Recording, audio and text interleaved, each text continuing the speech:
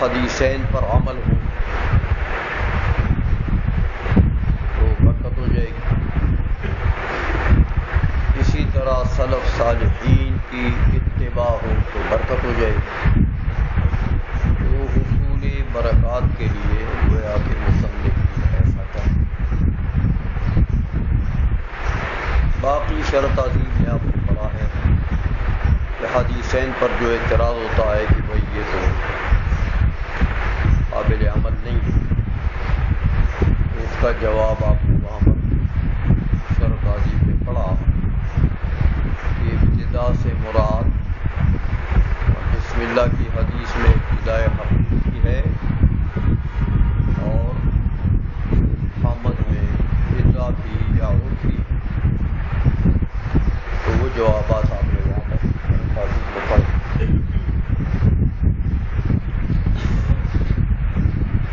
یہ تو وجوہ ہیں تین بسم اللہ شریف اور حمد ابتدا میں ذکر کرنے. باقی بعض علماء نہیں بھی ذکر کرتے، بعض مصنفین صرف بسم اللہ پر اکتفا کرتے ہیں، حمد کو ذکر نہیں کرتے. تو بعض مصنفین جو ہیں وہ کے لفظ سے ذکر نہیں کرتے، لفظ کو تبدیل کر دیتے ہیں. تو ان کی وجوہ یہ ہے کہ جو حضرات صرف بسم اللہ پر اکتفا کرتے ہیں، حمد نہیں لاتے، تو ٹھیک ہے، اس لیے کہ بسم اللہ کے ضمن میں حمد آ جاتا ہے. کہ حمد تو نام ہے صفات کمالیہ کے ذکر کا. باری تعالیٰ کی کوئی صفت کمال ذکر ہو جائے تو بس حمد ہو جائے. تو بسم اللہ میں تو لفظ جلالت اللہ جو اس میں علم ہے، اور اس کا معنی آپ نے شرح تعظیم میں پڑھا ہے کہ وہ هو الذات المستجمع لجمیع صفات الکمال. تو بس وہ لفظ اللہ میں تو جمیع صفات کمالیہ آ گئی. اسی طرح اس کے بعد رحمان ہے، رحیم ہے، وہ بھی صفات کمالیہ. تو اس لیے جو حضرات الحمد کا ذکر نہیں کرتے وہ اکتفا بسم اللہ پر کر دیتے ہیں کہ بسم اللہ کے ضمن میں حمد بھی آئی. لہذا ان پر بھی اعتراض نہیں ہوتا کہ انہوں نے حمد کو ترک کیا یا حدیث پر عمل نہیں کیا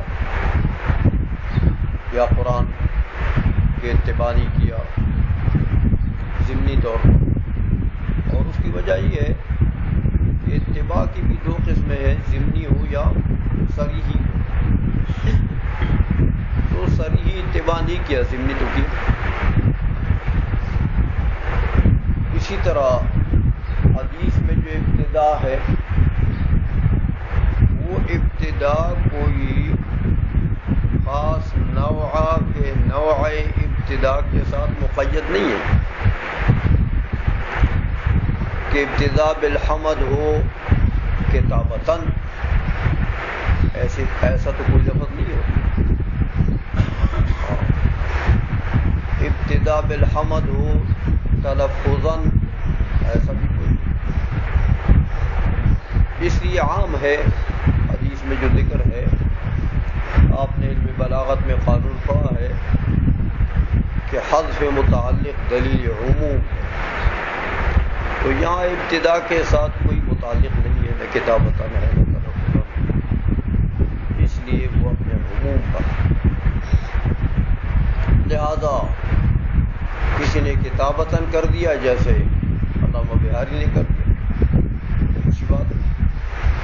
کسی نے کتابتاً نہ کیا، صرف تلفظ عند الابتداء تلفظ کر لیا الحمدللہ، اس پر اکتفا کر لیا تو بھی جائز ہے. اس لیے جنہوں نے ذکر نہیں کیا حمد کو، ان کے اوپر پورے علماء ہیں. تو ایک تو انہوں نے اکتفا بسم اللہ پر کر دیا، حمد گویا کہ اس کے ضمن میں آ گیا. اور دوسرا جواب یہ ہے کہ وہ علماء ان کے اوپر حسن ظن رکھنا چاہیے. حسن ظن یہ ہے کہ کتابتاً انہوں نے نہیں کیا، تلفظاً کر لیا، تو پھر بھی گویا کہ اتباع ہو گیا کتاب اللہ کا بھی اور حدیثین کے اوپر بھی عمل ہو گیا. لہذا جن حضرات نے نہیں ذکر کیا انہوں نے اپنے ایک انداز کو لیا ہے، اور جنہوں نے ذکر کیا ہے کتابتاً انہوں نے صراحتاً گویا کہ اتباع کر لیا ہے. اور باقی آپ پڑھ چکے ہیں کہ الف لام جو ہے الحمد میں وہ جنسی بھی ہو سکتا ہے، استغراقی بھی ہو سکتا ہے، عہد خارجی بھی ہو سکتا ہے، عہد ذہنی نہیں ہو سکتا، مقام کی وجہ سے. تو مقام ابتدا، مبتدا و واقع ہو رہا ہے، اور عہدی ذہنی جو ہے وہ تاریخ کا مفید نہیں ہے، اس کا مدخول پھر بھی نکرہ رہتا ہے۔ اس لیے تینوں میں سے کوئی بھی مانا سکتے، جنسی لے لیں تو اگلا للہ میں جو لام ہے وہ اختصاص کا ہے، آپ نے شرح میں پڑھا ہے اللام للاختصاص، تو للہ میں لام اختصاص کا ہے تو معنی یہ ہوں گے جن سے حمد مختص ہیں باری تعالیٰ کے ساتھ، تو اختصاص جنس مفید ہے اختصاص ہر فرد کا۔ جب ماہیت منحصر ہو جائے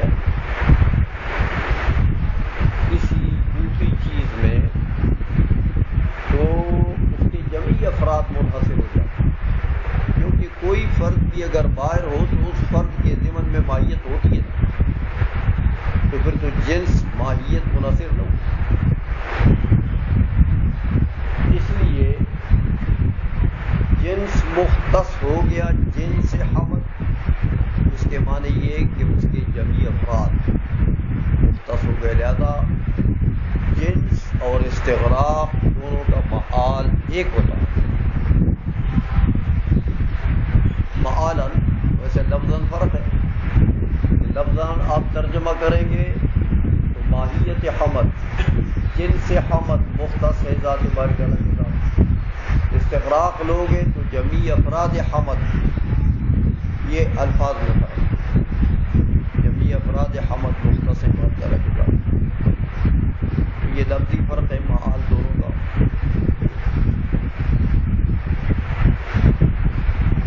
اور اگر الف لام آپ عہد خارجی لیتے ہیں تو پھر خاص فرد حمد مراد، خاص فرد حمد وہ کون سا؟ جو سب سے کامل فرد ہے، حمد کے افراد میں سب سے کامل فرد کون سا ہے؟ جو باری تعالیٰ نے خود اپنی حمد کی، اس جیسا حمد تو کوئی نہیں کر سکتا، جیسے باری تعالیٰ نے خود اپنی حمد بیان کی ہے، وہ حمد کا گویا کہ کامل ترین فرد ہے، تو وہ فرد مخصوص مراد ہے، پھر جو فرد کامل ہے عہد خارجی ہو جائے تو ظاہر بات ہے کہ صراحتاً اور تلفظاً تو ہم نے یہ کہا کہ جو فرد کامل ہے وہ مختص باری تعالیٰ کے ساتھ، تو ظاہر بات ہے کہ فرد کامل جب مختص ہے تو غیر کامل تو مختص ہے ہی ہے۔ جو ہمارے ناقص حمد ہوتے ہیں، ہمارے حمد ہم جو کرتے ہیں وہ ناقص حمد ہوتے ہیں، واللہ اعلم کیا ریاکاری ہے ہمارے حمد میں، کیا فاسد نیات سے ہم کرتے ہیں، اور نیت صحیح بھی ہو پتہ نہیں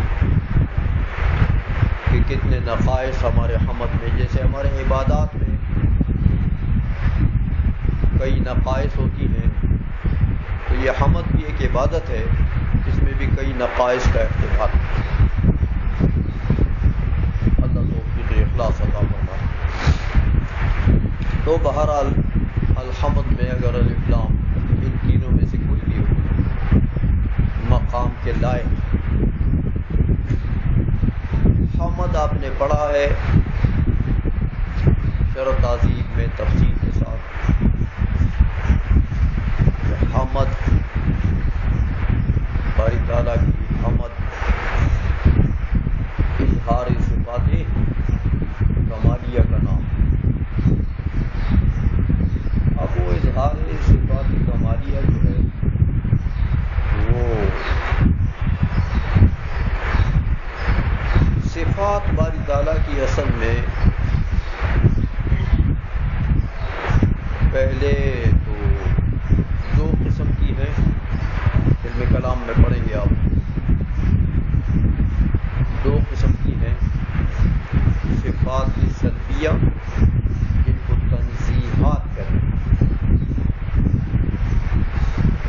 صفات جلال کہتے ہیں، صفات سلبیہ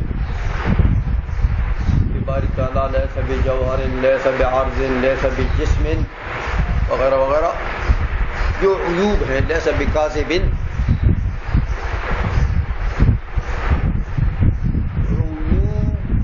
تنزیہ باری تعالیٰ سے کرنا کہ باری تعالیٰ ان تمام عیوب سے منزہ،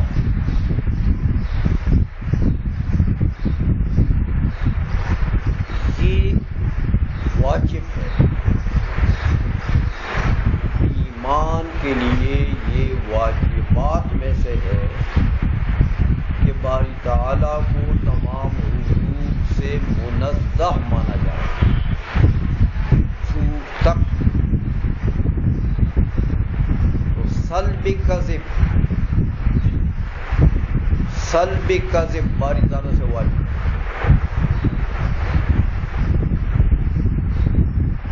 اب واجب کی ضد، دیکھو جب سلب کذب باری تعالیٰ سے واجب ہو گیا تو اس کی ضد، واجب کی ضد کیا ہو گئی؟ ممتنع. واجب کی ضد امکان نہیں ہے، سمجھ رہے ہو بات کو؟ امکان تو آپ نے پڑھا ہے کہ امکان دو قسم کا ہے، امکان عام کے تو تینوں افراد ہیں، امکان عام کے تینوں افراد ہیں، امکان خاص، وجوب، امتناع، یہ تینوں امکان عام کے افراد ہیں. تو امکان خاص جو ہے یہ تو اس کا ایک قسیم ہے، اس کا کامل ضد نہیں ہے.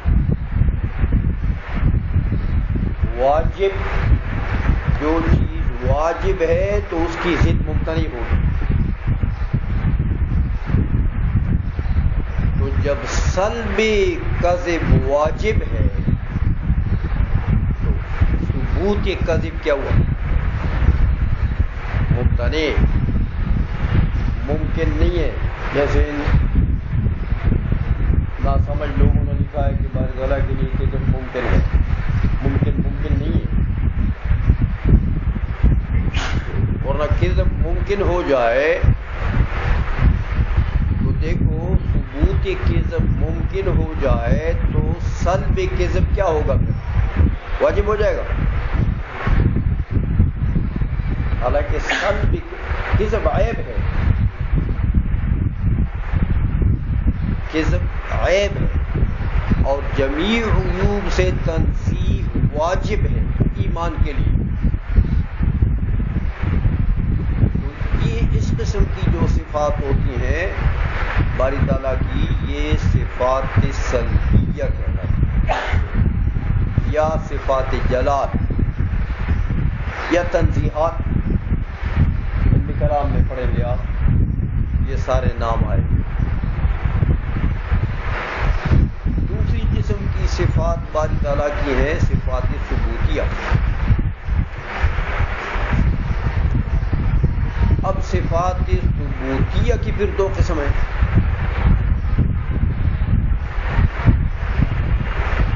وہ صفات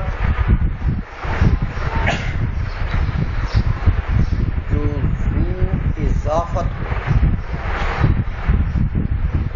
جس کے مفہوم میں اضافت الغیر معتبر،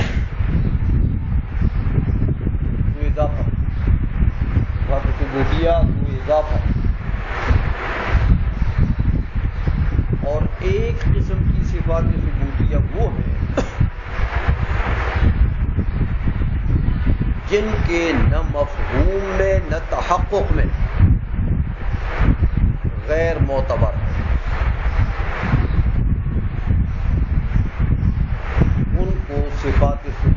محض کہتے ہیں، جیسے وجود باری تعالیٰ، وجود باری تعالیٰ اس میں کسی غیر کے طرف نہ مفہوم میں نہ تحقق میں غیر کی طرف کوئی اضافت معتبر نہیں، وجود باری تعالیٰ، حیات باری تعالیٰ، اس قسم کی یہ صفات جو ہے یہ صفات ثبوتیہ ہیں، لیکن صفات ثبوتیہ محض،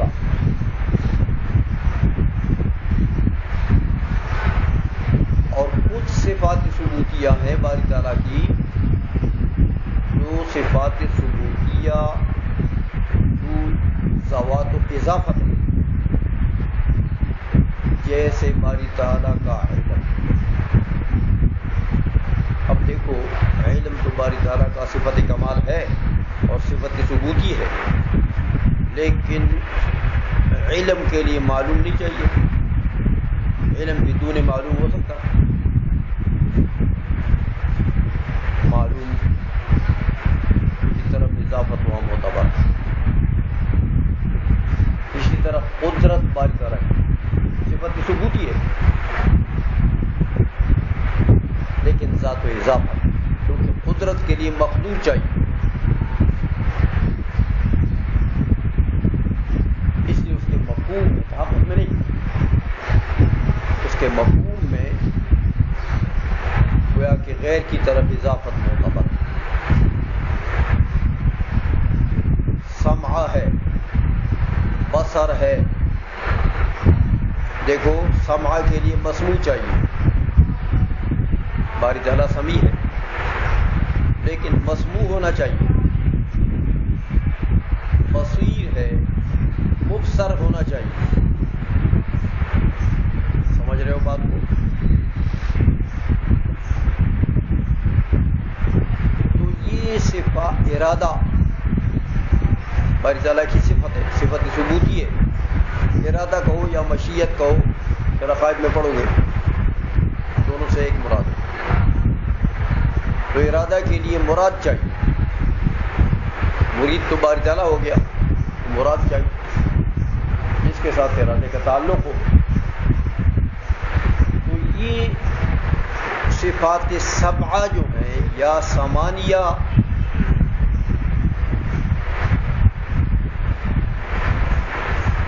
اختلاف ہے ماتریدیہ کا اور اشاعرہ کا، آپ پڑھیں گے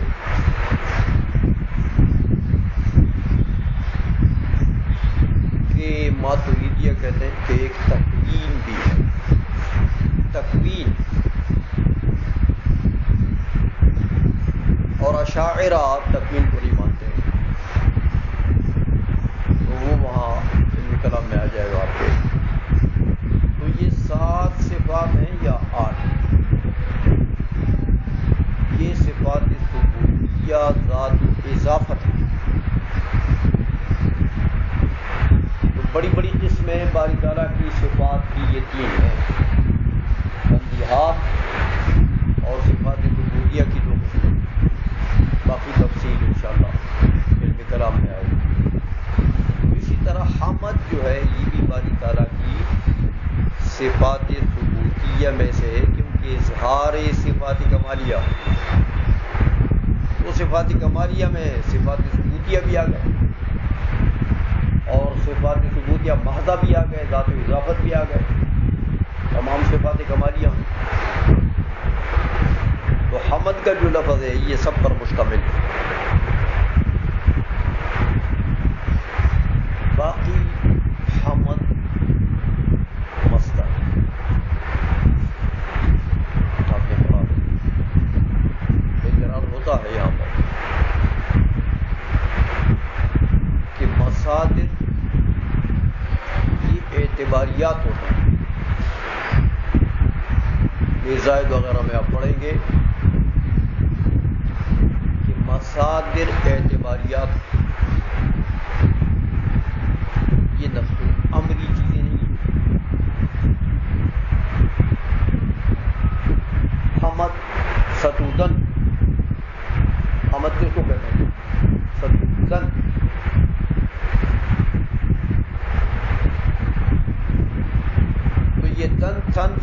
یہ جس کے ترجمے میں آئے آپ نے فارسی پڑھی ہے وہ مصدر ہوتا ہے، اور مصادر جتنے ہیں یہ سب اعتباریات ہیں، یہ نفس الامری چیزیں نہیں ہیں۔ نفس الامر میں حمد کا وجود کدھر ہے؟ ستودن کا کوئی وجود ہے؟ دیکھو حامد کا وجود ہوگا، محمود کا بھی ہوگا، لیکن حمد کا کدھر ہے؟ نفس الامر میں۔ جیسے ضربن، تو ضارب کا وجود نفس الامر میں ہوگا، مضروب کا بھی ہوگا، لیکن ضربن کا کدھر ہے؟ تو ضربن نفس الامری چیز نہیں ہے، واقعی چیز نہیں ہے، اعتباری چیز ہے۔ جب ایک بندے نے ڈنڈا اٹھا کر دوسرے کو مارنا شروع کر دیا تو ایک ہوا ضارب، دوسرا ہوا مضروب۔ تو ضارب و مضروب کی ہیئت قضائیہ کو دیکھ کر ضربن کا اس سے انتزاع ہو گیا۔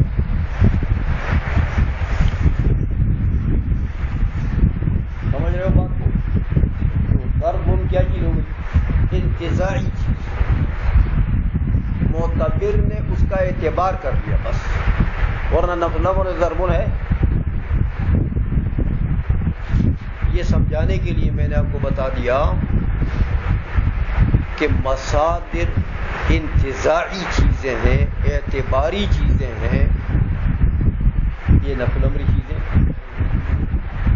جتنے بھی مصادر آپ کو آئیں گے یہ قانون یاد رکھیں۔ تو یہ تو علامہ بہاری نے عجیب کام کیا بھائی،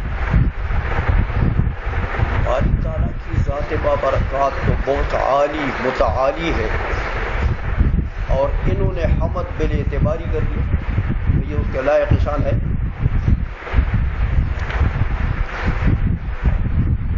انتزاعی چیز کو انتزاعی چیز سے باری تعالیٰ کی حمد کر دی۔ اعتباری چیز، اعتباریات کیا ہوتے ہیں؟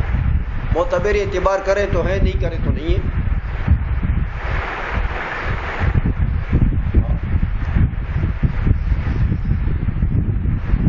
ایک ضارب ہے، ایک مضروب ہے، تو وہ دوسرے لگے ہوئے ہیں، ایک مار رہا ہے، دوسرا دوسرے کو مار پڑ رہی ہے، ہاں تو معتبر نے اعتبار کیا تو ضربن کا انتزاع کر لیا۔ لیکن اگر یہ معتبر ضربن کے انتزاع کا اعتبار نہ کرے تو ضربن ہے؟ تو ضربن کا وجود تو انتزاع منتزع پر موجود ہے، اعتبار معتبر پر۔ نفس الامر میں تو کوئی شے نہیں ہے ضربن کا مصداق، ضربن جس پر صادق آ جائے۔ بات سمجھ آ رہی ہے کہ نہیں ہے شیوخ؟ سمجھ آ رہی ہے بات؟ تو اعتراض یہ ہوتا ہے کہ علامہ بہاری تو بہت بڑے آدمی ہیں، بڑے معقولی آدمی، انہوں نے یہ کیا کر دیا؟ یہ تو حمد باری تعالیٰ کی لائق شان ہے ہی، یہ تو شے اعتباری کو استعمال کیا۔ تو اعتباریات سے باری تعالیٰ تو ذات باری تعالیٰ کی تو اعتباری چیز نہیں ہے، وہ تو نفس الامری چیز ہے، واقعی چیز ہے۔ تو واقعی چیز کے لائق کیا ہوتا ہے کہ اس کی حمد بھی واقعیات سے کی جائے۔ بات سمجھ میں آ رہی ہے؟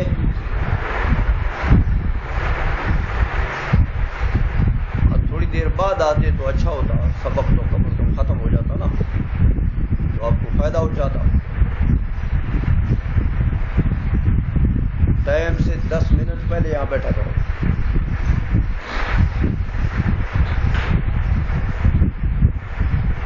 ایسے لکھو ہے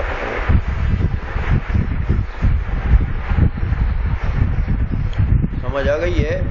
تو یہ اعتراض ہوتا ہے کہ یہ تو علامہ بہاری نے، علامہ بہاری کے اپنے شان کے لائق بھی یہ بات نہیں ہے، باری تعالیٰ کی تو بڑی بات ہے کہ علامہ بہاری اتنے معقولی آدمی ہے تو ایسا کام کر رہا ہے یار، باری تعالیٰ کی حمد کرنا ہے اعتباریات سے، نفل امریات سے ہونی چاہیے باری تعالیٰ کی حمد۔ سمجھ آ گئی ہے؟ یہ اعتراض یہاں پر ہوتا ہے اور ہر جگہ ہوگا، جہاں مصادر کا استعمال ہوا ہے ہر جگہ یہ اعتراض ہوگا، یہ لائق نشان نہیں۔ حمد باری تعالیٰ کے لائق نشان ہونا چاہیے۔ ایسے الفاظ جو دال ہوں نفل امریات پر، ایسے الفاظ لانے چاہیے۔ تو حمد باری تعالیٰ خود نفل امری واقعی چیز ہے، فرد فارض پر اس کا وجود موقوف نہیں ہے، اعتبار معتبر پر اس کا وجود موقوف نہیں ہے، وہ نفل امری چیز ہے، کوئی فرض کرے یا نہ کرے باری تعالیٰ کی ذات موجود ہے۔ تو حمد تو ایسی نہیں، حمد کے کوئی فرض کرے تو ہے، جو نہ کرے تو نہیں ہے۔ سمجھ میں آ گئی ہے؟ یہ ایک سوال یہاں پر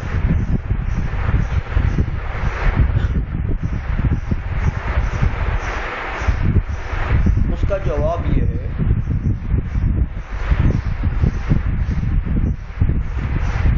یہ بات یاد رکھیں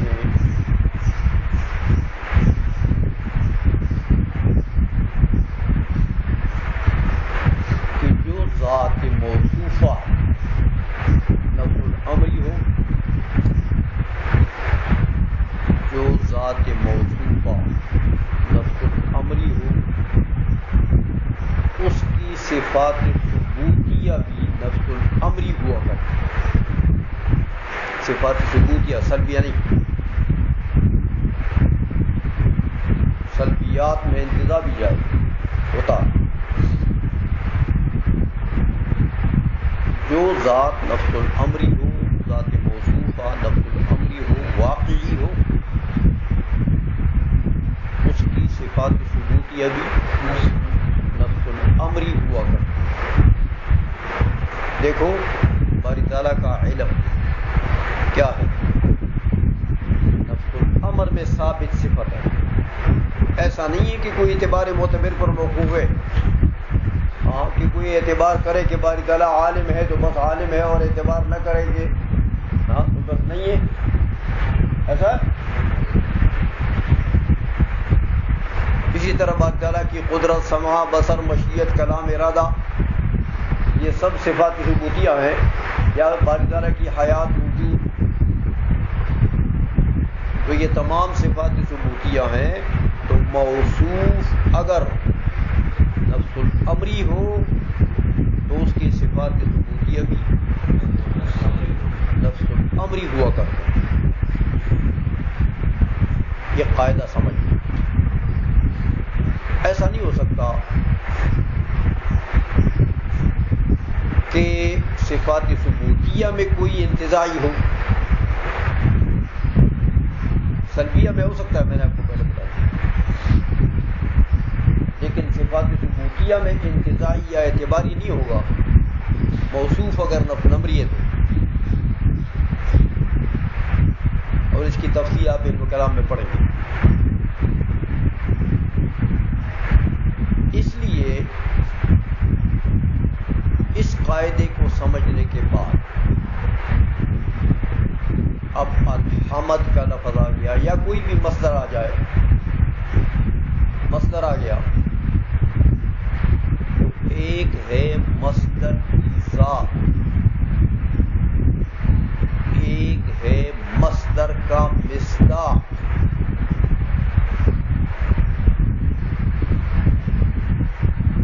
یعنی یہ مصدر جن جن چیزوں پر صادق آ رہا ہے،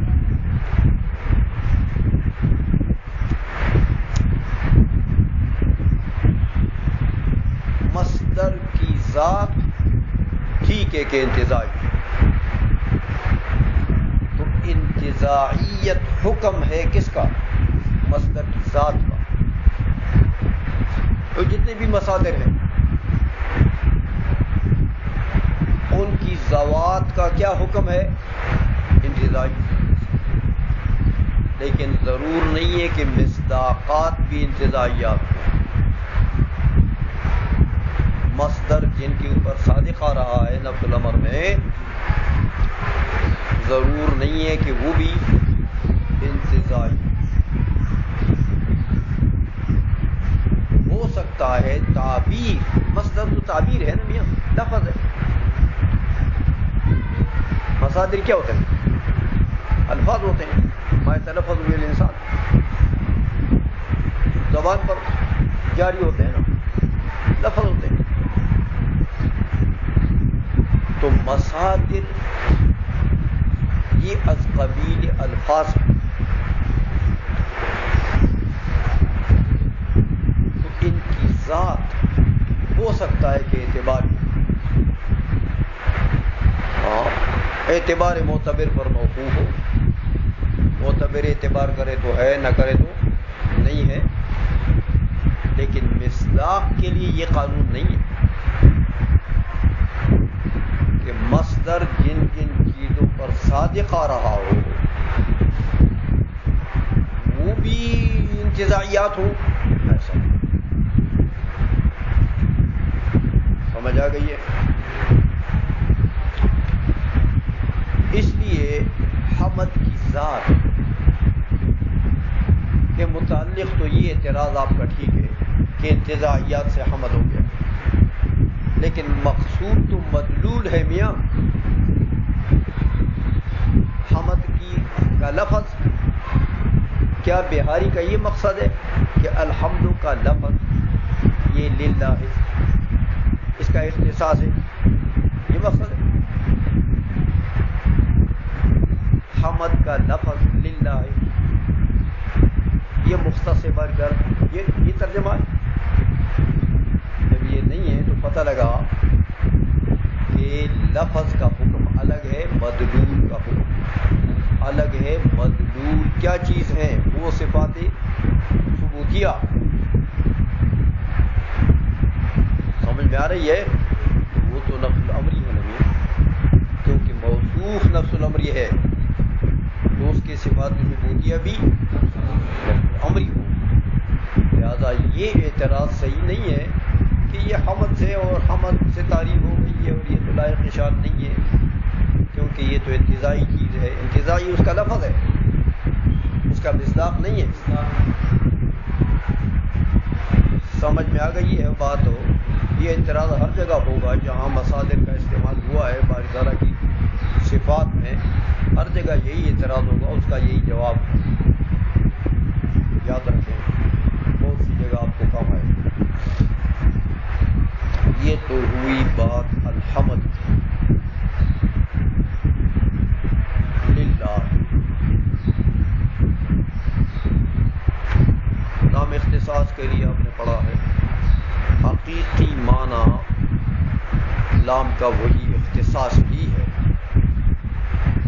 باقی جو شرح میں تعامل والے نے اس کے معنی ذکر کیے ہیں تو قانون آپ نے وہاں پڑھا ہوگا، استاد نے آپ کو سمجھایا ہوگا کہ جس لفظ کو پہلے معنی کے لیے ذکر کیا وہی اس کا حقیقی معنی ہے. باقی معانی مجازیہ،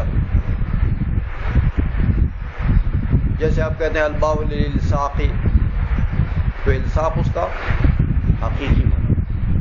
باقی معانی باقی بھی بہت سے ذکر کیے ہیں مجاز. اسی طرح اللام للاختصاص، تو اختصاص اس کا حقیقی معنی ہے، باقی معنی میں بھی استعمال ہوتا ہے. حروف جارہ جو ہیں یہ ایک دوسرے کے معنی میں استعمال ہوتے ہیں، آپ نے پڑھا ہے، لیکن مجاز. تو لام کا حقیقی معنی اختصاص.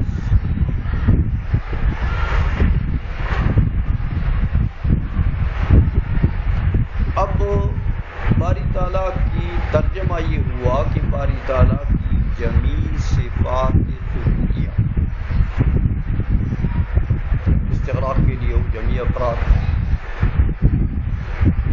جنس کے لیے وہ ماہیت حمد، تو ماہیت بھی نقل امری چیز ہے، اور فرد خاص مراد ہو تو وہ بھی نقل امری چیز ہے جو باری تعالیٰ نے خود اپنی حمد کی ہے،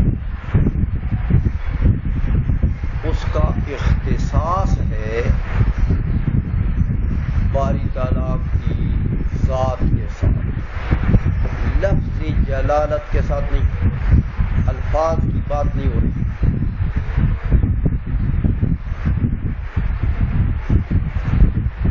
معانی اور مدلولات کی بات ہو رہی ہے،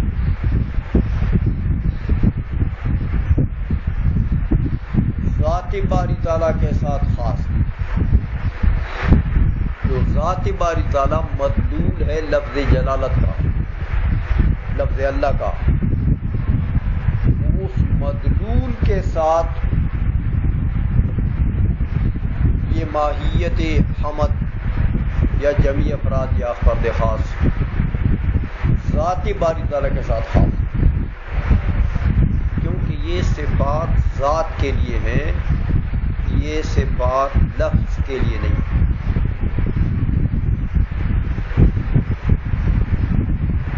بات سمجھ میں آ رہی ہے؟ باری تعالیٰ کی ذات کی یہ صفات ہیں، لفظ اللہ،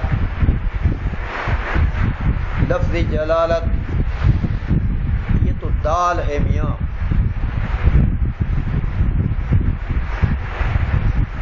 تو یہ تو لفظ اللہ جو ہے، دیکھو قانون ہے علم کلام کا، آپ پڑھیں گے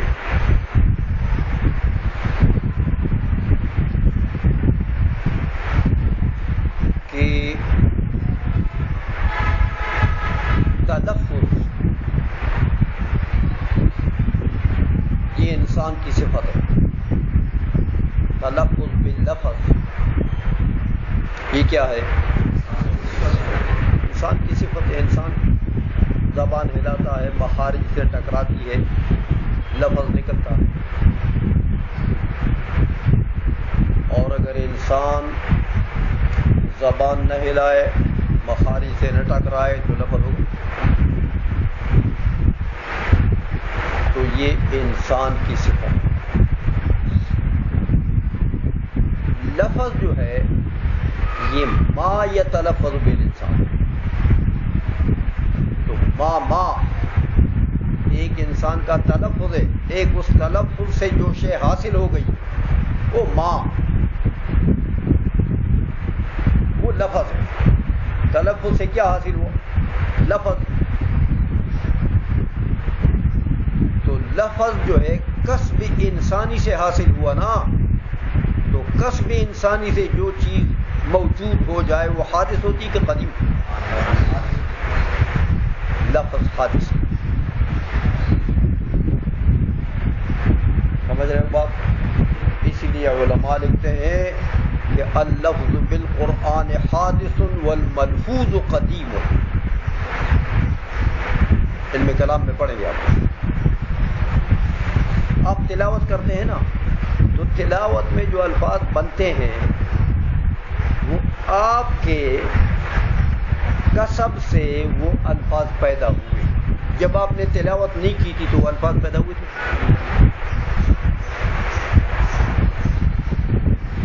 اس لیے لفظ بالقرآن حادث، لیکن ملفوظ کلام اللہ ہے، تو کلام اللہ ہے غیر مخلوق، قدیم، سمجھ آ رہی ہے؟ اس لیے یہ بتا دیا آپ کو کہ للہ میں لام اختصاص کا ہے کہ اللہ کے ساتھ یہ جمیع صفات ثبوتیہ خاص ہیں، لیکن اللہ سے مراد لفظ اللہ نہیں ہے، لفظ تمہیں ہماری صفت ہے، ہم تلفظ کرتے ہیں تو لفظ بنتے ہیں، نہیں کرتے تو نہیں۔ تو کیا یہ تمام صفات ثبوتیہ جو باری تعالیٰ کے ہیں یہ ہمارے لفظ کے ساتھ خاص ہے؟ ہمارے لفظ کا خاصہ ہے، وہ شرک کفر ہو جائے گا۔ آ گئی ہے، اس لیے مراد کیا چیز ہے؟ ذات باری تعالیٰ۔ یہ تمام جو لفظ جلالت کا مدلول ہے، یہ اسم ذات ہے نا، لفظ اللہ اسم ذات ہے، تو ذات اس کا مدلول ہے۔ جیسے زید ایک بندے کا اسم علم ہے، تو زید کے لفظ کا مدلول کون ہے؟ ہاں، وہ ذات ہے۔ ماں باپ نے جس کے لیے وہ لفظ مختص کیا، ہاں، تو جس کے لیے مختص کیا وہی زید کے لفظ کا مدلول۔ جیسے زید اسم علم ہے، لفظ جلالت یہ بھی اسم علم ہے، کس کے لیے؟ ذات کے لیے۔ لہذا یہاں پر بھی مراد وہ ذات ہے، مدلول ہے۔ تو ترجمہ یہ ہوگا کہ جمیع صفات کمالیہ مختص ہیں ذات باری تعالیٰ کے ساتھ۔ سمجھ گئے ہو؟ ذات باری تعالیٰ کے ساتھ۔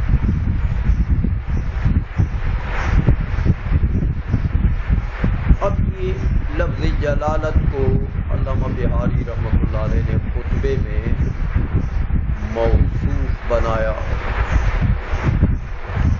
الذی، یہ موصول صلہ ملا کے جملہ جو آگے آ رہا ہے صلہ، وہ اس کا صلہ ہو جائے گا۔ یہ موصول صلہ مل کے یہ لفظ جلالت کے لیے صفت، لیکن اصل میں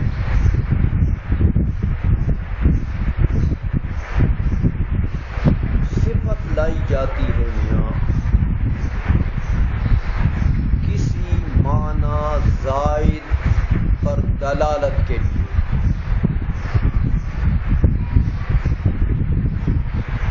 دیکھو نا، عموماً ایسا ہوتا ہے، اصل صفت میں یہی چیز ہے، باقی صفت موضحہ بھی آپ نے پڑھا ہے، صفت موضحہ بھی ہوتی ہے جو موصوف کی وضاحت کرتی ہے،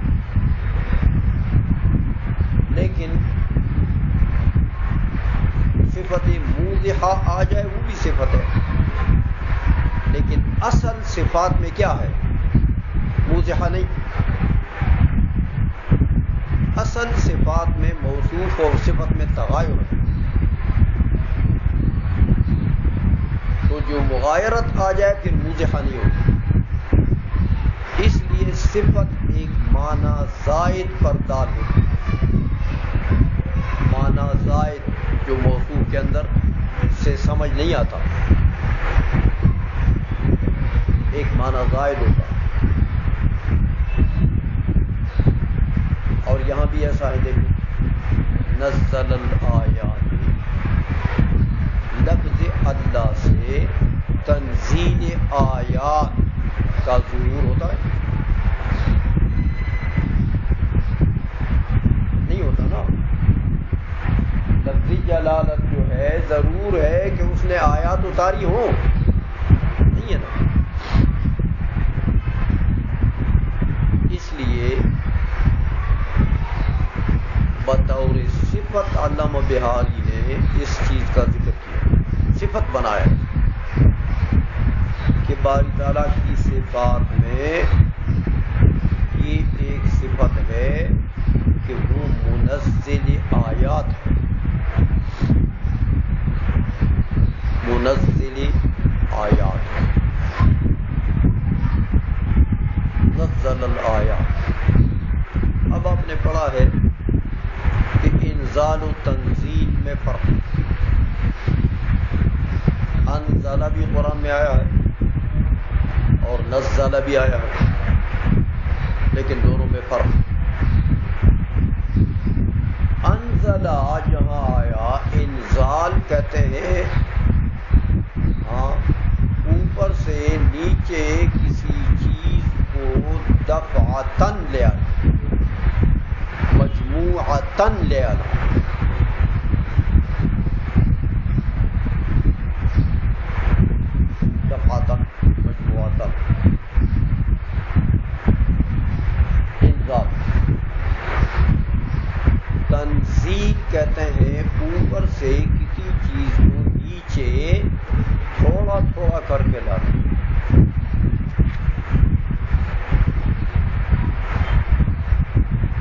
قرآن کی دونوں صفتیں ہیں. قرآن عظیم کی صفات میں انزال بھی ہے اور تنزیل بھی ہے. اسی لیے علماء دونوں کی تصحیح فرماتے ہیں. دونوں کی اپنے اپنے معنی، ایک دوسرے کے معنی میں نہیں، اپنے اپنے معنی میں دونوں ٹھیک ہیں. کہ لوح محفوظ سے قرآن کو بیت المعمور یعنی آسمان دنیا تک اللہ جل مجدہ نے نازل کیا، دفعتاً مجموعتاً.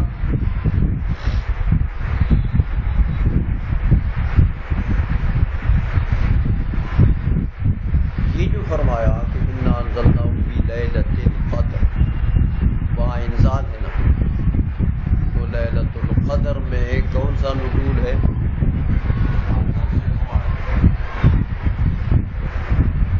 بیت المعمور تک یعنی سمائے دنیا تک آیا، وہاں انزال ہے.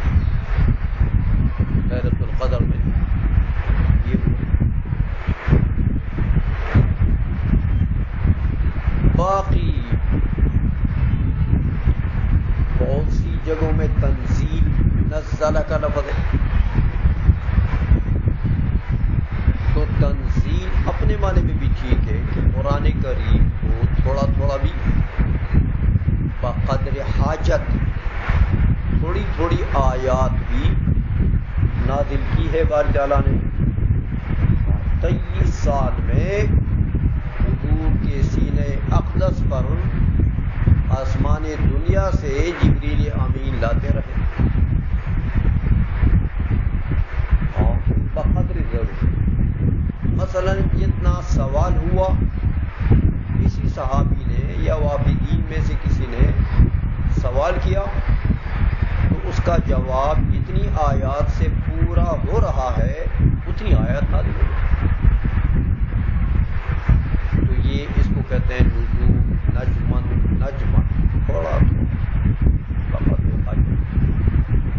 تو یہاں پر اب انزال آ جائے تو وہ نزول لیلۃ القدر والا، تنزیل آ جائے تو حضور کے سینے پر نزول. جو قرآن عظیم میں اللہ نے فرمایا بڑی بات ہے. حضور کے سینے میں کتنا زور اللہ نے رکھا ہے.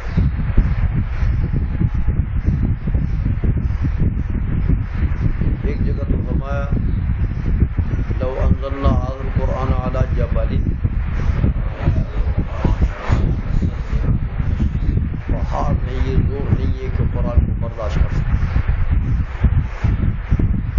یہ قرآن اگر جبل پر ہم نازل کریں تو کیا دیکھیں گے آپ؟ پاش پاش ہو جائے گا، ذرہ ذرہ ہو جائے گا، بکھر جائے گا، پہاڑ نہیں رہے گا. تو پہاڑ تو نہیں برداشت کر سکتا، حضور کے سینے نے برداشت کیا. بڑا زور ہے قرآن کے نزول میں. اسی لیے وہ بخاری کی حدیث ہے، دورہ حدیث والے جنہوں نے پڑھی ہے، کیف کان بدء الوحی الی رسول اللہ صلی اللہ علیہ وسلم، ابتدا میں کہ جو ام المؤمنین فرماتی ہیں کہ سخت سردی کے موسم میں جب حضور پر وحی آتی تو حضور نبی کریم صلی اللہ علیہ وسلم کے جبین اقدس پر موتیوں کی طرح پسینے کے قطرے جو ہیں وہ آ جاتے شدت وحی کی وجہ سے. لیکن قرآن میں اللہ نے فرمایا اللہ یعلم حیث یجعل رسالتہ، اللہ اس سینے کو جانتا ہے جدھر رسالت رکھتا ہے. اس سینے کو جانتا ہے یا اس سینے میں صلاحیتیں پیدا کرتا ہے. تو بہرحال یہاں پر علامہ بہاری رحمۃ اللہ علیہ تنزیل کا لفظ لائے کہ نزل الآیات، انزال نہیں لائے، تنزیل لائے کہ اے میاں اقرب فائدتن لنا، کون سا ہے؟ تنزیل، انزال نہیں۔ ہمیں امت کو، حضور کو اور امت کو جس سے فائدہ پہنچا وہ کیا چیز ہے؟ انزال ادھر رہ گیا، اس کا ہمیں کیا فائدہ؟ امت کو کیا فائدہ؟ اس لیے علامہ بہاری رحمۃ اللہ علیہ نے اقرب فائدتن جو چیز تھی اس کا ذکر، ہمارے لیے جس میں فائدہ ہے وہ تنزیل ہے، وہ انزال نہیں، اس لیے تنزیل کا ذکر۔ آیات کا لفظ بول دیا تو آیت تو آپ سمجھتے ہیں، آیات آیتن کی جمع ہے۔ قرآن عظیم کے نظم کا وہ حصہ جو ممتاز ہو عن الآخر، قرآن عظیم کے نظم کا وہ حصہ جو دوسرے حصے سے ممتاز بالعلامت ہو، ایک علامت لگی ہوتی ہے، وہ گول سا دائرہ ہوتا ہے، تو وہ حصہ قرآن عظیم کے نظم کا جو ممتاز ہو دوسرے حصے سے بالعلامت، اس کو آیت کہتے ہیں۔ آیات اس کی جمع ہے، یہ اس کا عرفی معنی ہے۔ لغت میں آیت علامت کو کہتے ہیں، تو اگر عرفی معنی لے لیا جائے تو ٹھیک ہے، آیات قرآنیہ مراد ہے، اور اگر لغوی معنی لے لیا جائے تو بھی ٹھیک ہے کہ اللہ نے علامات نازل کی ہے۔ اے میاں کس کی علامات؟ علامت بمعنی دلیل،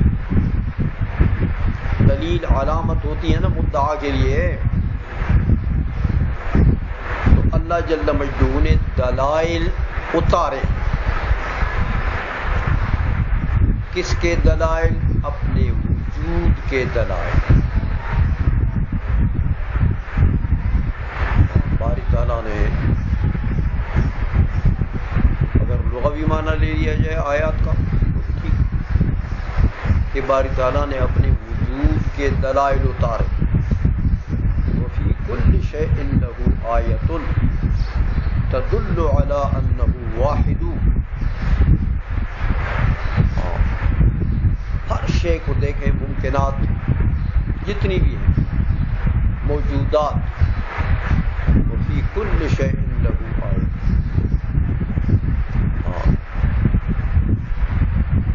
یہ آپ کا موبائل ہے، یہ بغیر سانے کے بن سکتا؟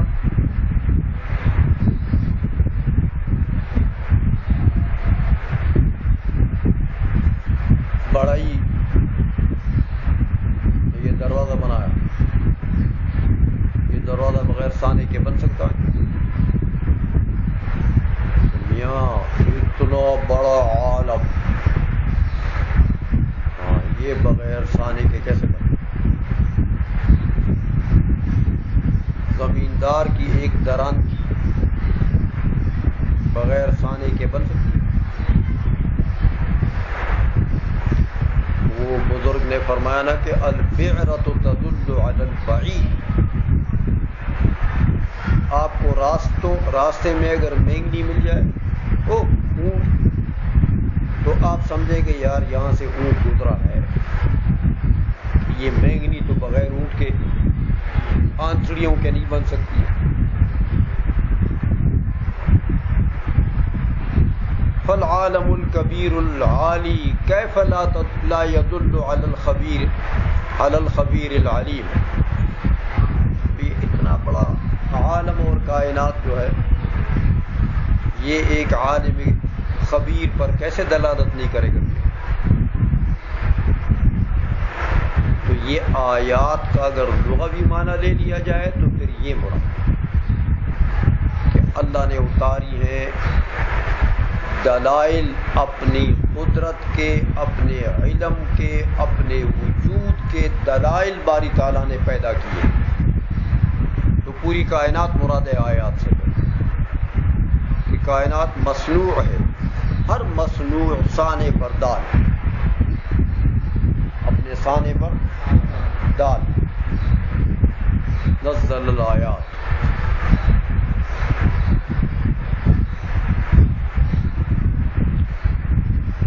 یہ تو باری تعالیٰ نے اپنے وجود اور علم، قدرت اور مشیت اور کلام ارادے کے دلائل بتا دیے علامہ بہاری رحمۃ اللہ علیہ نے کہ باری تعالیٰ کے وجود، قدرت، علم وغیرہ صفات کے دلائل باری تعالیٰ نے پیدا کیے ہیں. دیکھیں میاں یہی وجہ ہے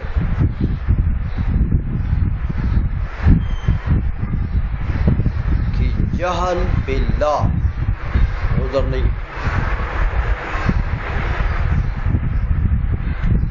جہل باللہ عذر نہیں. قیامت کے دن کوئی یہ کہے کہ میں نے باری تعالیٰ کو واحد اسی لیے نہیں مانا، یا باری تعالیٰ کے وجود کو اس لیے نہیں مانا کہ میں نہیں جانتا تھا باری تعالیٰ،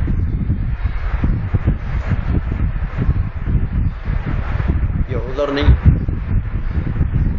اس کی وجہ یہ ہے کہ باری تعالیٰ کی معرفت کے لیے صرف عقل کافی ہے. قرآن کے نزول کی بھی ضرورت نہیں ہے، کتاب اللہ کی بھی ضرورت نہیں ہے، حدیث کی بھی کسی چیز کی ضرورت نہیں. کھوپڑی میں عقل ہو بس اس کی معرفت کے لیے یہ کافی ہے. کہ میں نے آپ کو بتایا کہ مینگنی تو مینگنی کوئی قرآن کی آیت ہے یا کوئی حدیث ہے؟ مینگنی اگر دلیل ہے اونٹ کے وجود پر میاں، تو یہ آسمان جو بغیر ستونوں کے کھڑا ہے یہ دلیل نہیں ہے باری تعالیٰ کی. اس لیے جہل باللہ عذر نہیں.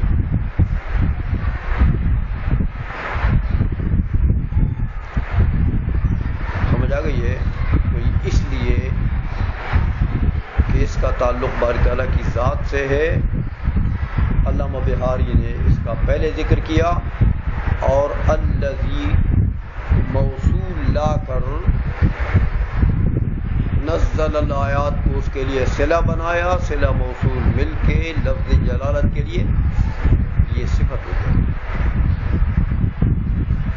ایک اور عطف بھی ڈالتے ہیں اس کے اوپر، نزل الآیات کے اوپر.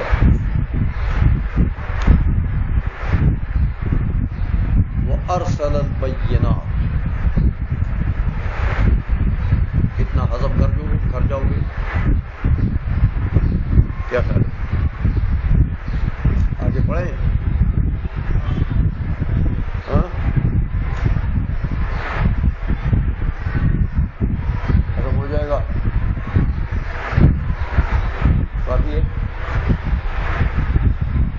وہی بات ہوگی وہ مدینۃ العلم میں ختم بخاری جب کر رہا تھا تو 2 گھنٹے 8 منٹ گزر گئے تو میں بول رہا تھا آخری حدیث پر. مفتی صاحب شیخ العزیز جو ان کے ہیں مفتی عبداللطیف صاحب، وہ ساتھ بیٹھے ہوئے تھے. ایسے میرے قریب کے ابو کہتے حضرت لوگ بھر گئے.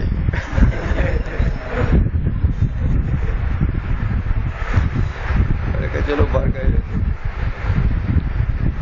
میں نے کہا بہت سی باتیں رہ گئی ہیں. میں نے کہا چلو لوگ بھر گئے تو آج بس وہی بات ہوئی کہ آپ بھر گئے.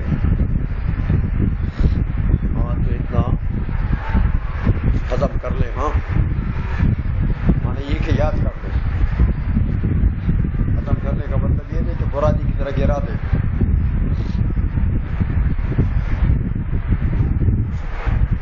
الحمدللہ رب العالمین۔ یہ آپ آپس میں بیٹھ کے صحیح طریقے سے تکرار کر لیا کریں۔ یہ بڑی کلیات کی باتیں میں نے آپ کو بتائی ہیں آج جو بہت سے عوام میں آپ کے